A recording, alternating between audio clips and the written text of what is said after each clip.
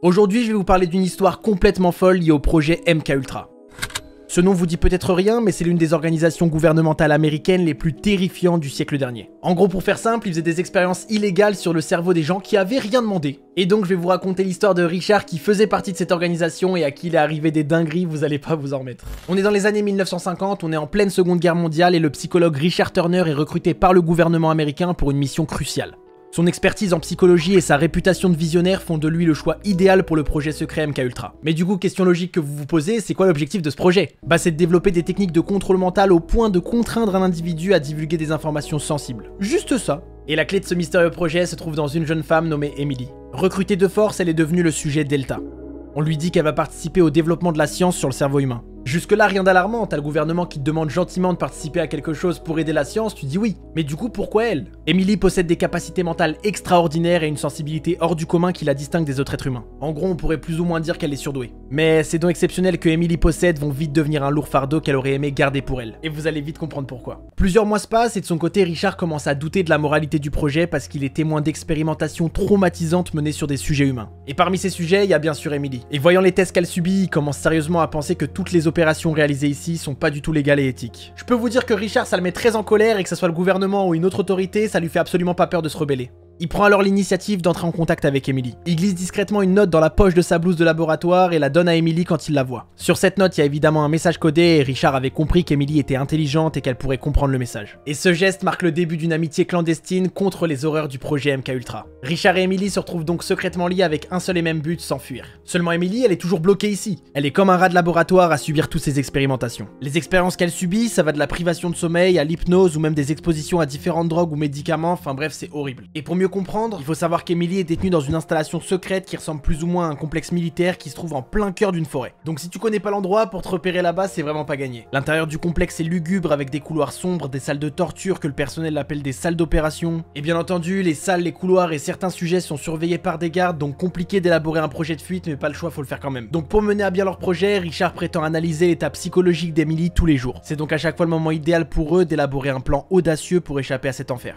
Au final, leur plan est simple. Richard va récupérer Emily à la fin des tests qu'elle subit tous les jours. Il donne à Emily une blouse blanche que les médecins et scientifiques utilisent dans le labo. Et ensuite, grâce à la carte d'accès que Richard a, ils peuvent accéder à la sortie tranquillement, ni vu ni connu. Et si personne reconnaît Emily, ça peut passer. Lorsque vient le moment de l'évasion, Emily et Richard attendent patiemment que la vigilance des gardes baisse un petit peu. Et ils se faufilent dans les couloirs sombres que Richard connaît par cœur pour essayer d'atteindre la sortie. Et par je ne sais quel miracle, ils arrivent à se faufiler et atteindre la sortie sans se faire repérer. Ils se retrouvent dans la forêt et prennent la fuite en laissant derrière eux les horreurs du projet MK Ultra. Emily et Richard décident de cacher leur existence en voyageant loin de la forêt où ils étaient détenus. Déjà pour se protéger l'un l'autre, mais aussi et surtout parce qu'ils ont peur d'être seuls. Ils trouvent refuge dans un autre pays, là où les montagnes surplombent et ils espèrent échapper au regard indiscret des gens pour reconstruire leur vie paisiblement. Et c'est dans cet environnement que leur complicité grandit. Ils découvrent un réconfort l'un auprès de l'autre après les épreuves qu'ils ont traversées ensemble. Les coquins, Richard, tu nous avais caché ça. Au fil du temps, leur lien se transforme en quelque chose de plus profond, les défis qu'ils ont surmontés renforcent leur relation et ils tombent amoureux l'un de l'autre. C'est trop mignon, une vraie série Netflix. Emily, elle est touchée par les enfants et les jeunes du village pauvre où ils ont trouvé refuge et elle décide de consacrer tout son temps à les soutenir. Elle partage avec eux ses compétences et son expérience pour les aider à surmonter les difficultés de la vie quotidienne en apportant un petit peu de lumière à leur monde. Et de son côté, Richard, il en a pas fini avec le projet MK Ultra. Il réunit des documents qu'il a pu récupérer et il les ajoute à ceux qu'il avait soigneusement cachés avant leur fuite. Son but, c'est évidemment de construire un dossier solide et complet qui retrace toutes les horreurs du projet.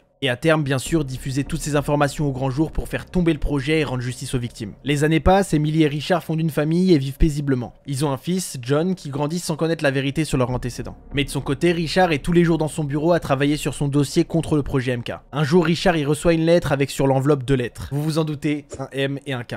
Il ouvre l'enveloppe, il sort la lettre et dessus, bah y a rien du tout. Il y a une feuille blanche pliée avec rien d'écrit dessus. Richard comprend vite que quelqu'un est au courant de ses recherches, qu'il sait où ils habitent et que sa famille est probablement en grand danger. Richard il prend un coup de chaud et je peux vous dire qu'à partir de ce jour-là, il touchera plus jamais un de ses dossiers. Il prend conscience que sa vie de famille, c'est actuellement ce qui a le plus de valeur à ses yeux. Il se dit que passer sa vie à traquer seul une organisation gouvernementale, ça lui demande bien trop d'énergie, il voit pas le bout et il préfère arrêter. Tout ce que je viens de vous raconter, c'est ce que John vient de lire sur le journal de son père 20 ans plus tard, après le décès de ses parents. John a grandi sans connaître la vérité sur les antécédents sombres de sa famille. Il a aujourd'hui 28 ans, il a lui-même fondé sa petite famille et il a une petite fille de 3 ans. Ils vivent paisiblement dans une campagne, pas loin d'une grosse ville des États-Unis. Tranquille, la vie est cool. Après, John, il a toujours voulu retourner dans les montagnes, voir la jolie maison de campagne de ses parents. Il y était jamais retourné et vu qu'il vient de perdre ses parents, il se dit que c'est une bonne idée d'aller passer une petite semaine là-bas pour faire son deuil. On va pas juger, chacun a une façon différente de faire son deuil. Donc ils y vont tous les trois et John y redécouvre sa vieille maison d'enfance. Tout le monde s'installe s'installe tranquillement et John il se dirige vers le bureau de son père, là où il était rentré que très peu de fois. Il revoit cette grande bibliothèque au mur, tous ses livres, son bureau, et ça lui rappelle le temps où son père passait toutes ses journées ici. Il fouille les vieux livres et les journaux qu'il voit et John y découvre ce vieux journal en cuir usé, caché au fond d'un tiroir, et il reconnaît l'écriture de son père. Les pages jaunies racontent l'histoire choquante et mystérieuse qui le plonge dans un passé qu'il aurait jamais imaginé. John y reste stupéfait face aux horreurs qu'ils ont endurées. Et ces révélations elles le hantent parce que le passé de sa famille il est marqué par des événements inimaginables et horribles. John il est en plein deuil, il sait pas comment réagir mais il sent au fond de lui qu'il a un devoir de vérité à accomplir. Une nouvelle aventure commence pour lui parce qu'il se donne l'objectif de découvrir ce qu'il y a de caché derrière ce vieux journal. Donc bien sûr il se met à mener sa propre enquête pour en apprendre davantage. Il fait des recherches, il parvient à retracer les rares survivants du projet MK Ultra et commence à contacter d'anciens employés, des chercheurs pour discuter avec eux. Et ce qu'il découvre ça dépasse tous ses cauchemars. Des expériences atroces continuent d'être menées dans l'ombre et certaines révélations laissent John frissonner de peur.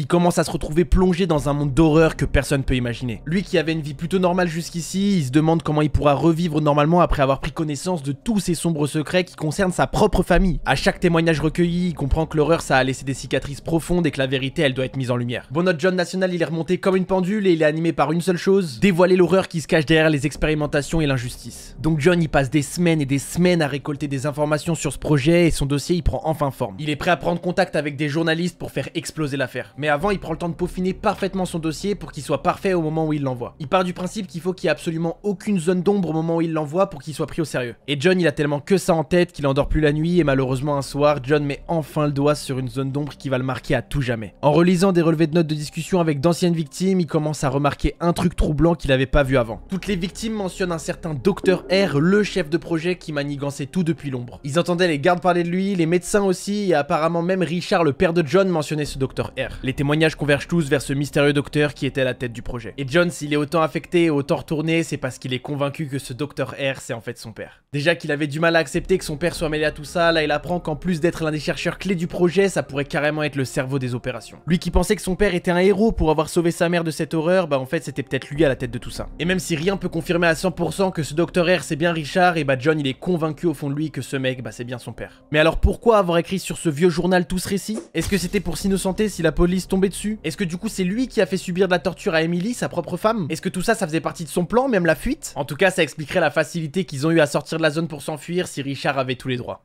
Ah les gars, j'aime trop ce genre d'histoire qui parle de ce que le gouvernement peut faire de presque illégal, voire même de complètement illégal. Ça me met tout de suite à fond parce que c'est évident qu'on sait pas tout ce qui peut se passer en secret, la preuve cette histoire le montre. Après cette histoire elle est inspirée de faits réels, donc difficile de démêler le vrai du faux, mais en tout cas j'ai fait mes recherches et la plupart des choses qui sont racontées par rapport au projet MK Ultra elles sont bien vraies. Donc ce projet c'est bien quelque chose qui a existé, qui a été fait dans l'ombre par le gouvernement, et je trouve ça fou en vrai qu'il y ait eu de telles choses et de telles expériences qui aient été réalisées sur des humains. En tout cas j'espère que la vidéo t'aura plu, oublie pas de liker et de t'abonner si c'est le cas, comme ça tu rates pas les suivantes. Là on fonce vers les 1000 abonnés, donc même si vous avez les vidéos en recommandation, oublie pas le petit clic, c'est gratuit. Prenez tous soin de vous, c'était votre boy Falca, salut les gars.